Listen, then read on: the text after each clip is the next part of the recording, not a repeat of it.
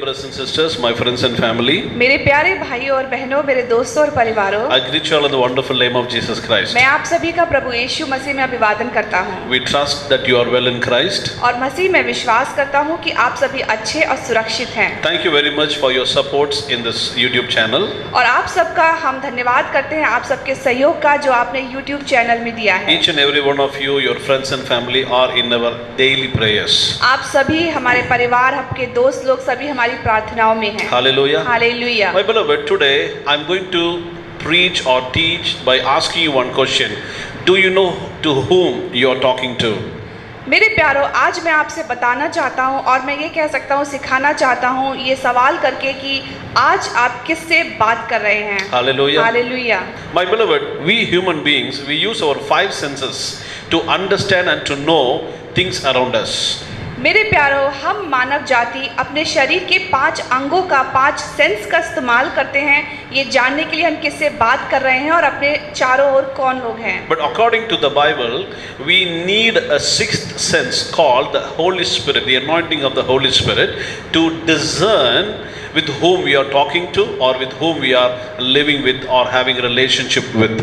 लेकिन पवित्र शास्त्र के अनुसार हमें समझने के लिए हमें उस छठे सेंस की ज़रूरत होती है, वो है पवित्र आत्मा। ये जानने के लिए कि हम आत्माओं को परख सकें और ये जानने के लिए कि हमारे आसपास कौन लोग हैं, उनके साथ हमारी किस प्रकार की बातचीत है। Hallelujah. Hallelujah. So I'm asking each and every one of us a question. Maybe you can check yourself or maybe you can recheck yourself with whom you are talking to.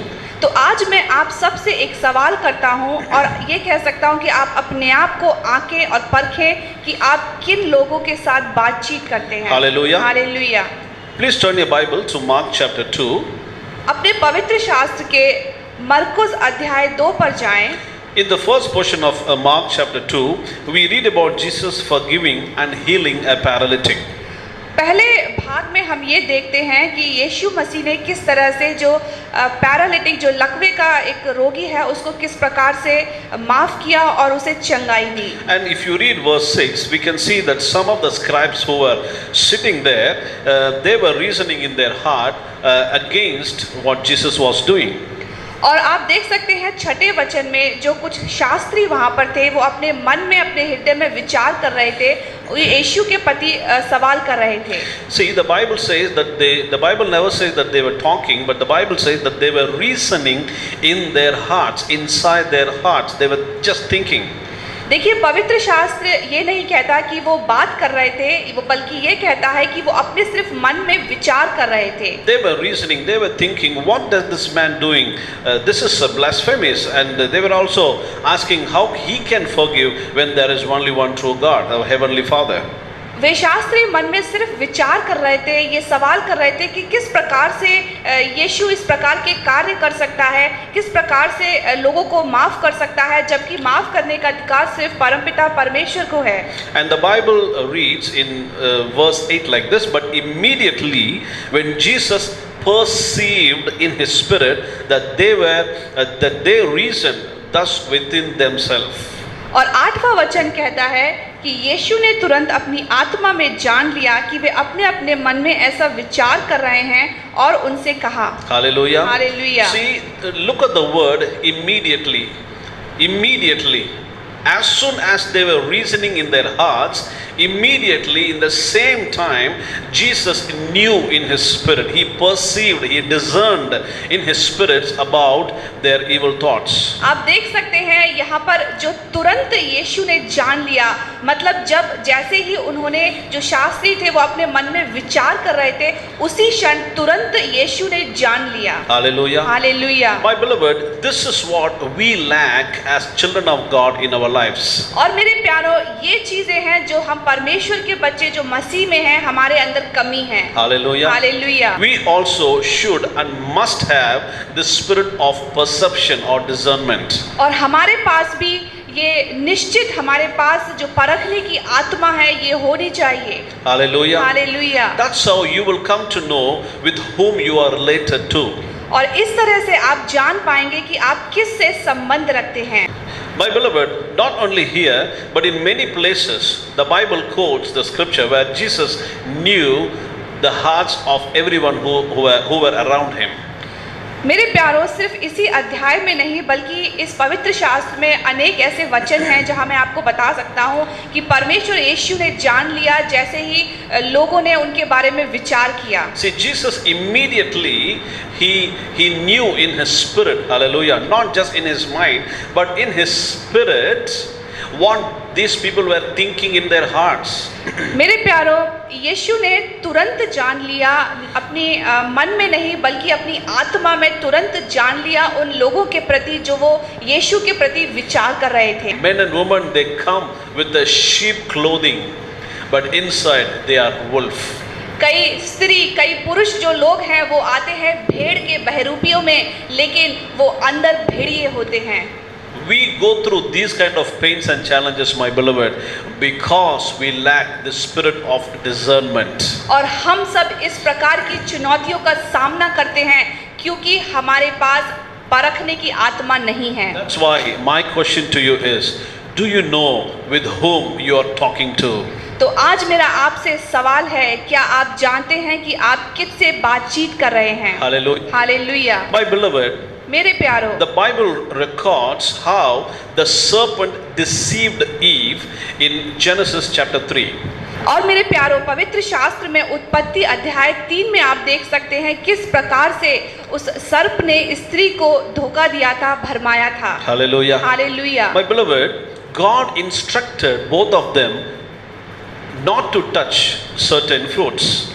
मेरे प्यारों, परमेश्वर ने उस स्त्री और पुरुष को आज्ञा दी थी कि उनको इन प्रकार के फलों को नहीं छूना है। Hallelujah. Hallelujah. It is not only the disobedience of Adam and Eve. ये सिर्फ आदम और हव्वा का आज्ञा ना मानना ही नहीं था। Hallelujah. Hallelujah. But it's very, very important for us to have some common sense in our life. लेकिन ये बहुत ज़रूरी है कि हमें अपने जीवन में कॉमन सेंस का होना बहुत ज़रूरी है। My beloved, one thing that I always regret in this Christian world or in ministry, I can say, is मेरे प्यारों, इस मसीही दुनिया में एक बात है जिसके लिए मैं बहुत खेदित होता हूँ। many, I can say, the spiritual men and women who are anointed, who are having the spiritual gifts, they have all these heavenly anointing and blessings, but they lack some common sense. और कई आत्मिक हमारे जो मसीही हैं, जो अनेक आत्मिक वरदानों से भरे हुए हैं, आत्मिक अभिषेकों से भरे हुए हैं, उन लोगों में ये कॉमन सेंस की जो है कमी होती है। And some men and women, they will have a lot of common sense, but they will lack the spiritual anointing, blessings and all those things. और कई ऐसे लोग हैं जिनके पास कॉमन सेंस होता है लेकिन उनके ऊपर आत्मिक अभिषेक या आत्मिक वरदान नहीं होता। My beloved, in spiritual life, it's very important to have the anointing on one side, but on the other hand, it's very, very important to have common sense. मेरे प्यारों, हमारे आत्मिक जीवन में ये बहुत ज़रूरी है कि एक तरफ हमारे पास आत्मिक वरदान होने चाहिए, अभिषेक होने चाहिए, और दूसरी तरफ हमारे पास कॉमन सेंस होना चाहिए। Hallelujah. Hallelujah. Matured understanding is needed. परिपक्व समझदारी बहुत ज़रूरी है। God will not dictate each and every little thing that we will have to do. परमेश्वर हर एक छोटी से बड़ी चीज़ों को आपको नहीं बताएगा जो हमें करनी है। He will say some things plainly, but we have to understand that in detailed manner. परमेश्वर कुछ बातों को बहुत सामान्य तरीके से कहेगा, लेकिन उसे हमें व्याख्यात तौर पर समझना होगा। Here, the mistake Eve did was not that she went and quickly plucked the fruit and ate. She didn't do that. यहाँ पर पवित्र शास्त्र के अनुसार हव्वा ने और वो स्त्री ने वो गलती नहीं की थी कि वो तुरंत बात को सुनकर जाकर उस वृक्ष से उसने फल को तोड़ा और खा लिया। वो उसकी गलती नहीं थी। But the mistake Eve did was she don't know with whom she was interacting with. जो गलती जो हव्वा ने की थी, वो स्त्री ने की थी, वो ये थी कि वो नहीं जानती थी कि वो किससे बातचीत कर रही है। God never mentioned to them that you don't eat these fruits and also don't talk to the serpent. He never said that. परमेश्वर ने ये नहीं कहा था कि तुम ये फल ना खाओ और साथ में ही इस प्रकार के पशु से और जानवर से बात ना करो। When someone having conversation with you is challenging your faith and your integrity with God, you have to resist that kind of a conversation. जब आपके किसी के साथ आपकी बातचीत होती है जो आपके विश्वास पर, आपके भरोसे पर सवाल खड़ा करता है, तो आपको उसको रोकने के लिए एक क्षमता होनी चाहिए। Not just to resist, it's better to be quiet and walk away. सिर्फ रोकना ही नहीं बल्कि आपको चुप होना ही सही है और वहां से चुपचाप निकल जाना ही सही You है। better cut your relationship, you better cut your friendship with that kind of a person. आप बेहतर है कि आप इस प्रकार के लोगों से, इस प्रकार के दोस्तों से अपनी दोस्ती और मित्रता खत्म कर दें। Because at the end of the day, they are going to make you slip away from your spiritual faith and your integrity with God. क्योंकि अंत में वो आपको अपने परमेश्वर से, उसके ऊपर विश्वास से आपको बहकाकर आपको फिसला देंगे। Hallelujah. Hallelujah. So my beloved, it's number one, Eve had a conversation with somebody who was trying to deceive her and she doesn't know that. और मेरे प्यारों, पहली बात कि जो हव्वा, वो स्त्री जो बातचीत कर रही थी वो सर्प से कर रही थी, जो वो नहीं जानती थी कि वो किससे कर रही है और जो सर्प उसे बहका रहा था। So listen to me very carefully. She never quickly went and plucked the fruits and ate. The first thing, the first mistake Eve did was having an interaction with an unknown person. जो पहली गलती थी कि वो जो हवा थी उसने तुरंत जाकर उस वृक्ष से फल तोड़कर खाया, वो नहीं बल्कि ये था कि उसने पहले उस सर्प के साथ बातचीत, Having interaction with the serpent, the deceiver. उस भरमाने वाले उस सर्प के साथ उसकी बातचीत। Hallelujah. Hallelujah. My beloved, the Bible very clearly says that serpent was more cunning than any other beast that God created. और मेरे प्यारों, पवित्र शास्त्र ये साफ तौर पर कहता है, जो आप उत्पत्ति अध्याय 3 के पहले वचन में पढ़ते हैं, कि सर्प बहुत धूर्त था उन सभी जंतुओं में जो परमेश्वर ने रचा था। She failed to discern the evil thoughts the serpent had against Eve. और स्त्री थी जो सर्प की धूर्तता को, उसके बहकाने वाले उसके मन को ना परख सकी। If you read Genesis chapter 3 verse 13, Eve will answer God by saying, serpent has deceived me. और अगर आप पवित्र शास्त्र के उत्पत्ति अध्याय 3 का 13वां वचन पढ़ें, तो जो स्त्री है परमेश्वर से कहती है कि सर्प ने मुझे बहका दिया। What is deception? I have mentioned it many times. बहकाना क्या है, मैंने इसे पहले से ही आपको बताया है। My beloved, deception is making someone believe a lie as a truth and truth as a lie. किसी को बहकाने का मतलब है कि आप किसी झूठ को सत्य के रूप में उन्हें विश्वास दिलाएं और सत्य को झूठ के रूप में विश्वास दिलाएं। Because Eve had an interaction with the deceiver, the serpent, they both have to lose their blessings and they have to go out of the garden. क्योंकि उस स्त्री की बातचीत उस धूर्त सर्प के साथ हुई थी, इसकी वजह से इस स्त्री को और उसके पुरुष आदम को कई आशीषों को खोना पड़ा और उस वाटिका को छोड़ के जाना पड़ा। Hallelujah. Hallelujah. And this is number one. और ये पहली बात है। And we are going to look at someone who had interaction, but this is something different. और हम आज दूसरी बात कहना चाहते हैं कि उस दूसरे व्यक्ति के बारे में जो बातचीत कर रहा था, लेकिन दूसरी प्रकार से। First, Eve had a discussion with the serpent. पहले जो स्त्री का बातचीत थी उसको सर्प के साथ हुई थी। But now you are going to look at the life of Abraham, who had an interaction or a discussion with our heavenly Father. और दूसरा हम देखते हैं अब्राहम के बारे में, जिसकी बातचीत हमारे पिता परमेश्वर यहोवा से हुई थी। Genesis chapter 18 records about the destruction of Sodom and Gomorrah. पवित्र शास्त्र के उत्पत्ति अध्याय 18 में सोदोम और गोमोरा के बारे में बताया गया है। And God wanted Abraham to know what he is going to do. और परमेश्वर अब्राहम को ये जताना चाहता था कि वो क्या करना चाहता है। Hallelujah. Hallelujah. And now if you read Genesis chapter 18 and 19, you can see how Abraham is interacting with God, pleading to save that kingdom. और अगर आप उत्पत्ति अध्याय 18 और 19 में पढ़े तो आप देख सकते हैं किस प्रकार जो अब्राहम था वो परमेश्वर के साथ बातचीत कर रहा था कि सदोम और गोमोरा को बचाने के लिए। He's starting from 50, finally he comes to 1. वो 50 से शुरू हुआ और अंत में वो 1 पर आया। And God is also giving opportunity to Abraham to speak with him. और परमेश्वर अब्राहम को ये अवसर प्रदान कर रहे थे कि वो अब्राहम परमेश्वर से बात कर सके। My beloved, the first person had discussion with somebody and lost everything. मेरे प्यारों, पहले व्यक्ति की बातचीत जिससे हुई वो अपने सारे आशीषों को खो चुका। But here, secondly, we are looking at the life of Abraham. He was discussing with God, interacting with God, walking with God, and his discussion finally saved at least one family from destruction. लेकिन दूसरी बात जो हम देखते हैं Abraham के जीवन को कि उसकी बातचीत, उसका जो चाल चलन था परमेश्वर के साथ था और उस वजह से उसने कम से कम एक परिवार को उसने बचा लिया। Whom are you talking today? आज आप किससे बातचीत कर रहे हैं? With whom you are related to? आज आप किससे संबंध रख रहे हैं? With what and with whom you are spending your most of your time? आप अपना ज़्यादा से ज़्यादा समय किसके साथ बिता रहे हैं? Do you know with whom you are chatting?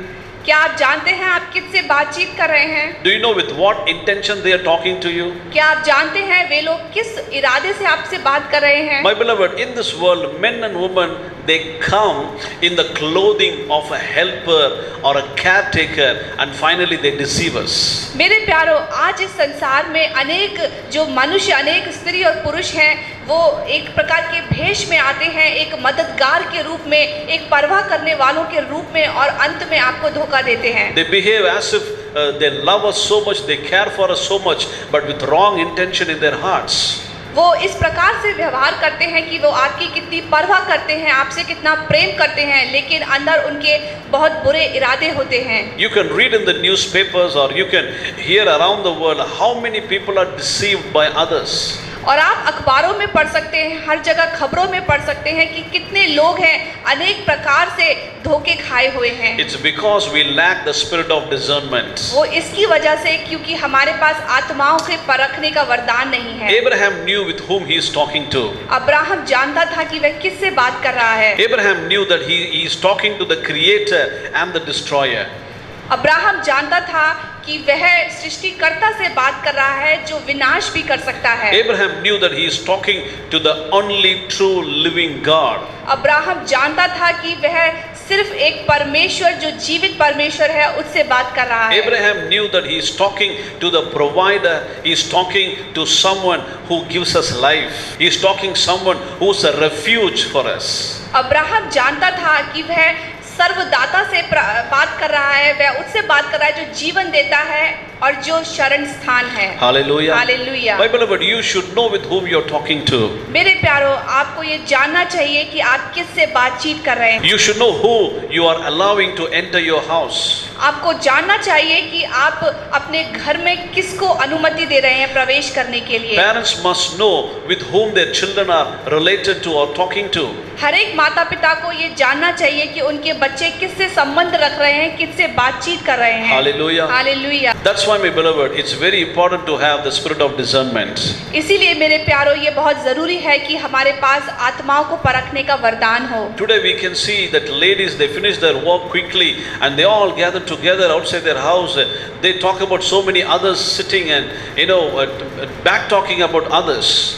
और आज हम देखते हैं कई महिलाएं जो हैं अपने घरेलू कामकाज को खत्म करने के बाद आपस में बैठकर दूसरों के प्रति विवाद करती हैं या बातचीत करती हैं। And men meeting somewhere in the tea shops or somewhere around the corner of the street and they talk about so much of things that is unnecessary for them. और कई पुरुष ऐसे हैं जो आसपास में जो टी स्टॉल पर जाकर आसपास खड़े होकर एक दूसरों के बारे में बातचीत करते हैं जो जरूरी नहीं है। My beloved, talking about others is not going to save their life. मेरे प्यारों, दूसरों के बारे में बातचीत करके वो है उनका जीवन नहीं बचा पाएगा। Talking behind somebody is not to give them life, is not going to bring them to Jesus Christ. किसी के पीठ पीछे बात करना उन्हें जीवन प्रदान नहीं करेगा, उन्हें यीशु के पास लेकर नहीं जाएगा। Just by chatting or talking to somebody on the phone for hours and sitting and talking about other families, it is just a waste of time and it is unnecessary. सिर्फ फोन पर इतने समय तक बात करना, एक दूसरे से बातचीत करना, दूसरों के बारे में, दूसरे परिवारों के बारे में, यह उनके जीवन को नहीं बचा पाएगा। My beloved, in those times you can do something useful and constructive. मेरे प्यारों, उन समय में आप कुछ जरूरी कार्य कर सकते हैं जो आपके लिए उपयोगी हो। Hallelujah. Hallelujah. It's very important what we are talking and with whom we are talking. ये बहुत ज़रूरी है कि हम किससे बात कर रहे हैं और क्या बात कर रहे My हैं। beloved, in Genesis chapter 22, God wanted to test Abraham about his faith. मेरे प्यारो, उत्पत्ति अध्याय 22 में परमेश्वर अब्राहम की परीक्षा लेना चाहते थे। Listen to me very carefully. बहुत ध्यान से सुने। When Abraham led his son Isaac to give God sacrifice, जब अब्राहम ने आइसक को जब लिटा दिया उसकी बलि चढ़ाने के लिए, the Bible says he just raised his hand about to kill Isaac. और पवित्र शास्त्र कहता है कि अब्राहम अपना हाथ उठाकर ईसाक को मारने ही वाला था। And immediately Abraham heard a voice from heaven asking him to stop putting his hand upon his son. और तुरंत अब्राहम ने स्वर्ग से आवाज सुनी कि रुको। Hallelujah. Hallelujah. My beloved, I want you to think very carefully here. मेरे प्यारो, मैं चाहता हूँ कि आप यहाँ पर बहुत ध्यानपूर्वक सुने। Imagine if Abraham doesn't have the spirit of discernment or perception, he would have killed his own son, his own future with his own hand.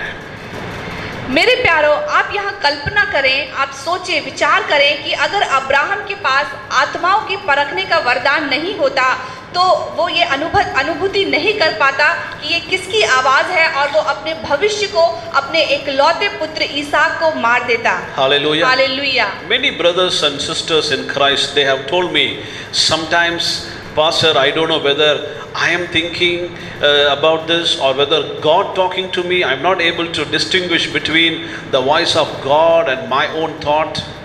मेरे कई ऐसे भाई बहन हैं जो मसीह में हैं, जो मुझसे अक्सर कहते हैं कि पास्टर, मैं ये नहीं समझ पा रहा हूँ कि मेरे ये खुद का विचार है कि ये मेरे विचार कह रहे हैं, ये परमेश्वर की आवाज़ है, मैं ये समझ नहीं पा रहा हूँ। We are not trained and we are not thought about hearing the voice of God. Not only that, distinguishing between the voice of God and the voice of your own flesh, your heart, and the voice of the devil.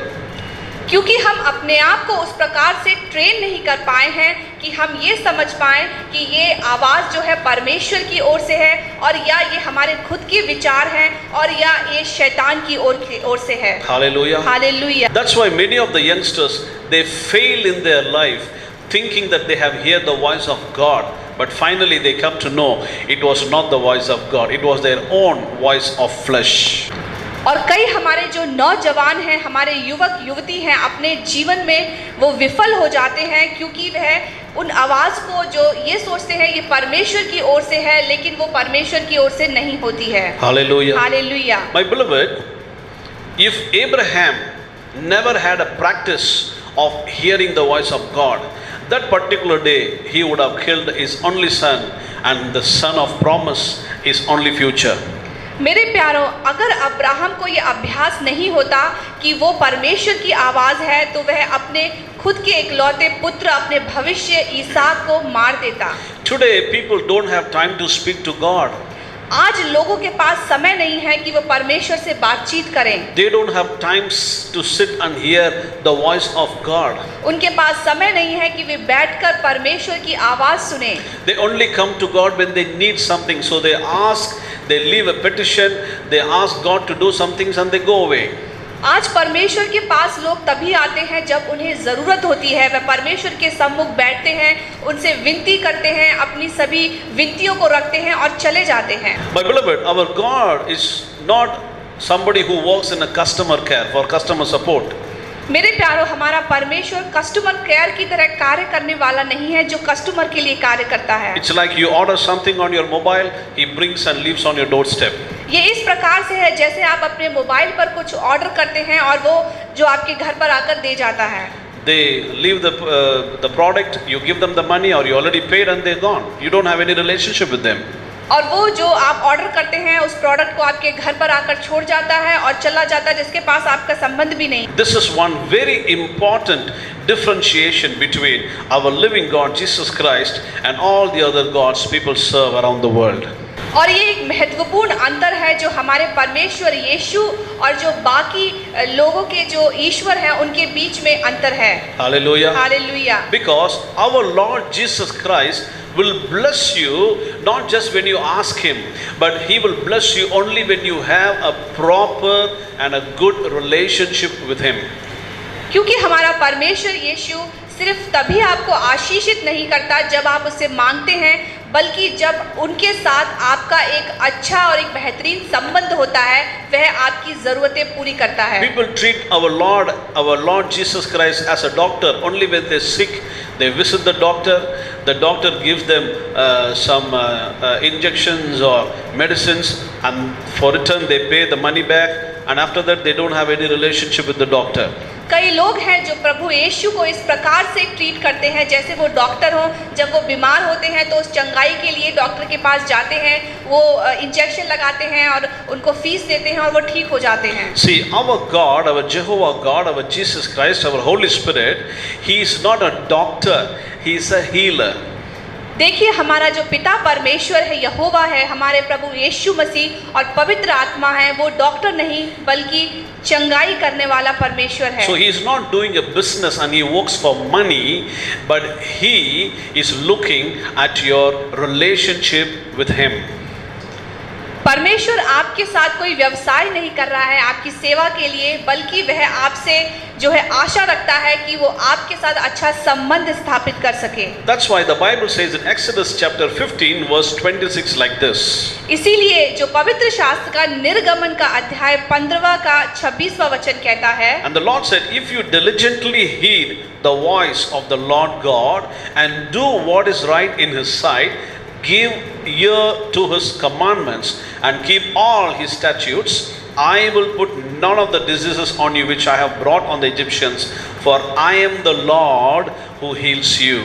और वचन कहता है कि यदि तू अपने परमेश्वर यहोवा का वचन तन मन से सुने और जो उसकी दृष्टि में ठीक है वही करे और उसकी आज्ञाओं पर कान लगाए और उसकी सब विधियों को माने, और जितने रोग में मैंने मिस्रियों पर भेजे हैं उनमें से एक भी तुझ पर ना भेजूंगा, क्योंकि मैं तुम्हारा चंगा करने वाला यहोवा हूँ। Hallelujah. Hallelujah. My beloved, today you have to decide with whom you are going to talk to. मेरे प्यारों, आज ये आपको फैसला लेना है कि आप किससे बात करने वाले हैं। The Bible says here, when you diligently hear the voice of God. पवित्र शास्त्र कहता है कि जब आप अपने तन मन से परमेश्वर के वचन को सुनते हैं। My beloved, Eve was hearing the voice of the serpent, but Abraham was hearing the voice of the angel from heaven. मेरे प्यारों, जो हव्वा स्त्री थी वो सर्प की आवाज़ को सुन रही थी, और लेकिन जो अब्राहम था वो परमेश्वर के दूत की आवाज़ सुन रहा था। Listen to me very carefully. When Eve heard the voice of the serpent, she lost her wealth, she lost her position, she lost everything, and she has to go out of the blessed place.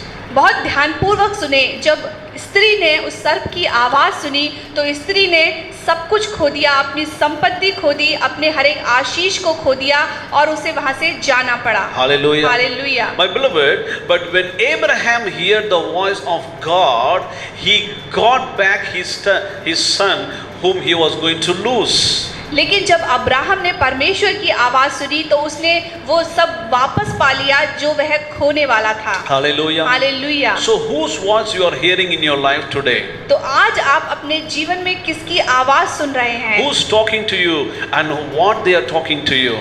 आप किससे बात कर रहे हैं और आप क्या बात कर रहे हैं? When your friends and family or any person, when they talk to you, is it increasing your faith upon God or is it decreasing your faith upon God? आपके जितने भी मित्र, आपके जितने भी परिवार वाले हैं, जब आप उनसे बातचीत करते हैं तो क्या ये बातचीत आपका विश्वास आपके परमेश्वर पर बढ़ाती है और या घटाती है? Your discussion with certain people in your life is going to put you in such a situation where you are going to lose many things.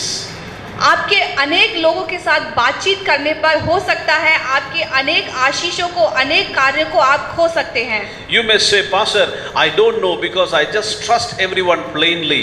आप ये कह सकते हैं कि पास्टर मैं नहीं जानता क्योंकि मैं सब पर आम तौर पर विश्वास करता हूँ। No, my beloved. नहीं मेरे प्यारों, That is not right. Hallelujah. ये सही नहीं है। That is not safe to you. ये आपके लिए सुरक्षित नहीं है। That's why the Bible says in John chapter 16 verse 13, when he, the Spirit of truth comes, he will lead you and guide you into all truths, not in lies. और पवित्र शास्त्र में यूहन्ना का अध्याय 16 का 13वां वचन कहता है कि जब वह अर्थात सत्य का आत्मा आएगा तो तुम्हें सब सत्य का मार्ग बताएगा, क्योंकि वह अपनी ओर से ना कहेगा परंतु जो कुछ सुनेगा वही कहेगा और आने वाली बात तुम्हें बताएगा। Hallelujah. Hallelujah. When the anointing of the Holy Spirit comes upon you, जब पवित्र आत्मा का अभिषेक आपके ऊपर आता है, He will guide you into truth, not into deception. वह आपको सत्य के मार्ग पर ले जाएगा, ना कि भरमाने के मार्ग पर। He will open your eyes to see with whom you are talking to. वह आपकी आंखें खोलेगा ये जताने के लिए कि आप किससे बात कर रहे हैं, With whom you are having relationship with, कि आपका किसके साथ संबंध है, with whom you are having your business, कि आप किसके साथ व्यवसाय कर रहे हैं, who's coming to your church, कि कौन आपके कलीसिया में आ रहा who's है, walking out of your कि church, कौन आपके कलीसिया के बाहर जा रहा है, who's coming with the caring spirit to you. कि कौन है जो परवाह करने की आत्मा में आ रहा है। That's why you need the Spirit of God. इसीलिए आपको परमेश्वर की आत्मा की जरूरत है। Hallelujah. Hallelujah. Whose voice you are hearing, my beloved? आप किसकी आवाज सुन रहे हैं मेरे प्यारों? Sometimes our own flesh will be talking to you. क्योंकि कभी कभी हमारा खुद का मन विचार हमसे बात करता है, That the unforgiving spirit will speak to your own ear, कि- telling you, don't forgive him. कि आपके अंदर जो माफ ना करने वाली आत्मा है, जो विचार है, आपसे बात करता है कि आप उसे माफ ना करें। Hallelujah. Hallelujah. That's why, my beloved, you have to be very careful whose voice you are hearing. इसीलिए मेरे प्यारों, आपको बहुत ध्यान से रहना चाहिए कि किसकी आवाज आप सुन रहे हैं। Is spirit of kindness talking to you, or is your own flesh, the outburst of wrath is speaking to your ear? आपके अंदर जो उदारता की आत्मा आपसे बात कर रही है और जो क्रोध करने वाली, जो आपको सिर्फ भड़का दे, उस प्रकार की आत्मा आपसे बात कर रही है। Is your own jealousy speaking to your ear? क्या आपके खुद की जलन आपके कानों से बात कर रही है? Hallelujah. Hallelujah. Who is talking to you, my beloved? कौन आपसे बात कर रहा है मेरे प्यारों? Sometimes your own thoughts, your fear, your slumber, your sleep, that will speak to you to do those things. कभी कभी आपके खुद की जो ऊँघता है, खुद की आपका डर है, खुद के जो आपके विचार हैं, वो आपसे बात करते हैं। Hallelujah. Hallelujah. Sometimes the spirit of adultery, fornication will be speaking to your ears. कभी कभी व्यभिचार की आत्मा आपके साथ बात करती है। Sometimes your own selfishness will be speaking to you. कभी कभी आपके खुद का स्वार्थ आपके साथ बात करता है। Hallelujah. Hallelujah. Whom you are hearing, my beloved? आज आप किसको सुन रहे हैं मेरे Like प्यारों? Abraham, if you hear God and the angel of God, your family will be saved like Lot, and your own son, your daughters, and your future will be protected. अगर आप Abraham की तरह परमेश्वर और उनके दूत की आवाज़ सुन रहे हैं, तो आपके खुद के परिवार में लोट की तरह आपके परिवार के सदस्य, और हो सकता है आपके खुद के बेटे और बेटियां बच जाएं और आशीष पाएं। Hallelujah. Hallelujah. That's why, my beloved, इसीलिए मेरे प्यारों, be very careful बहुत ध्यानपूर्वक and रहें know with whom you are talking to. और ये जाने कि आप किसके साथ बातचीत कर रहे हैं। May the Lord be with you and anoint you with the spirit of discernment. परमेश्वर आपके साथ रहे और आपको परखने की आत्मा के साथ अभिषेकित करे। And let us be like Jesus Christ, knowing in our spirit about others' hearts, so that you and your household will be safe. और हम परमेश्वर यीशु की तरह हो कि हम अपने हृदय में, अपनी आत्मा में उन विचारों को जान जाएं जिससे हम बात करते हैं। May the Lord bless you and may the Lord bless this word of God. परमेश्वर आपको आशीष दे और परमेश्वर इस वचन को भी आशीष दे। My beloved, please be very careful and be watchful. मेरे प्यारों, बहुत ध्यानपूर्वक और सावधानी पूर्वक रहें। We are living in the last days. हम अंतिम दिनों में रह रहे हैं। There are so many different spirits are rising in this world. अनेक प्रकार की आत्माएं इस संसार में जाग रही हैं। So many different spirits. बहुत अनेक प्रकार की। Please protect your children. कृपया अपने बच्चों को बचाएं। And you can do that only through the anointing of the Holy Spirit. और ये आप सिर्फ परमेश्वर के पवित्र आत्मा के अभिषेक से ही कर सकते हैं। May the Lord bless you and may the Lord protect you. परमेश्वर आपको आशीष दे और सुरक्षित रखे। Amen. आमीन।